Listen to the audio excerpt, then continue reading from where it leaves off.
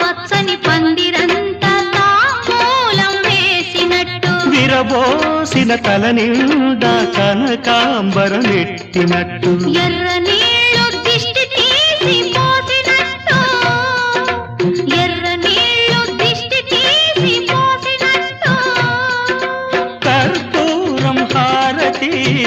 ఇచ్చినట్టు ఆకాశం ఎందుకో పచ్చబడ్డది ఆ నడుమ బొట్టేమో ఎర్రబడ్డది సాగే గువ్వల అలజడి రమ్మని పిలిచే పైబడి